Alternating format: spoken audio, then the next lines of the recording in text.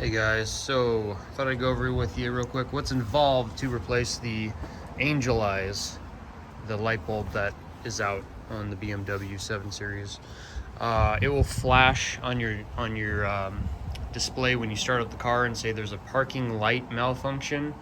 And for me, it was this angel eye that was out. So unfortunately, you do have to take the bumpers off. I just have the sensors taped up, all the harnesses, so that if it does rain, that no moisture gets in there. But I thought I'd show you that yes, you do have to take the bumper off, because this is part of the headlight right here, and when you slide it, the bumper goes right here. So you have to take the bumper off so that this can fit while you're taking it out.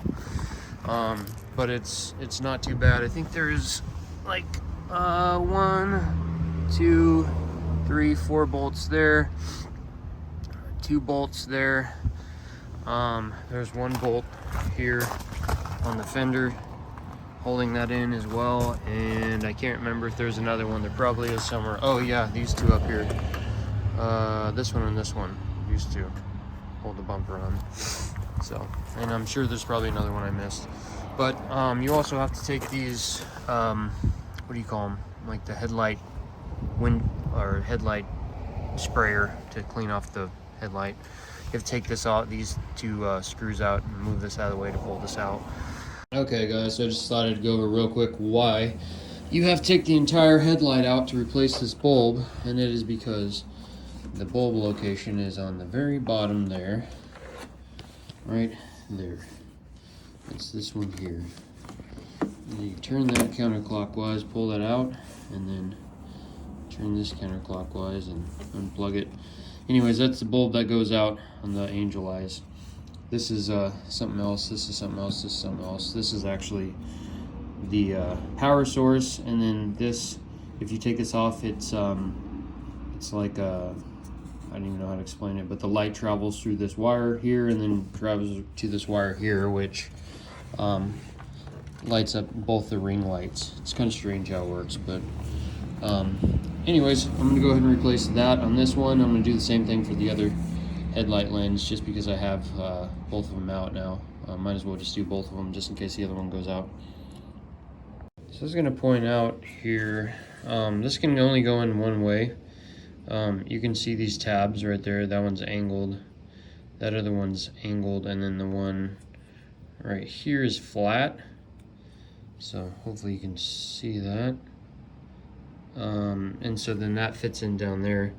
You can see there's grooves on the corner. There's the flat spot, the angled one, and the angled one. Anyways, it's kind of tough to get it to sit down flush down before you turn it and lock it in place.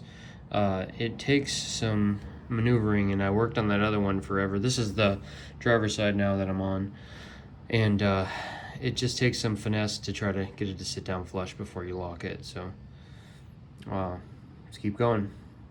Okay, so I got this one in. You can see the ring lights are working now. That definitely was a pain to try to get that thing to sit flush before locking it in. I had to get a flathead screwdriver and kind of line it up to where all the 3 tabs were kind of lined up, and then get 2 of them in, and then push down with the screwdriver really hard to get it to seat down flush. So definitely not as easy as it seems. On that other one, there's a tab broken off.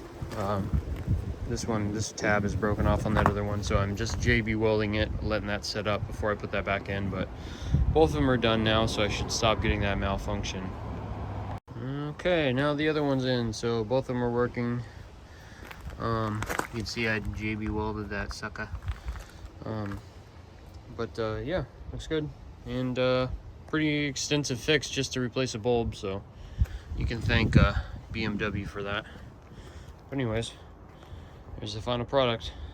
Hell yeah, babe.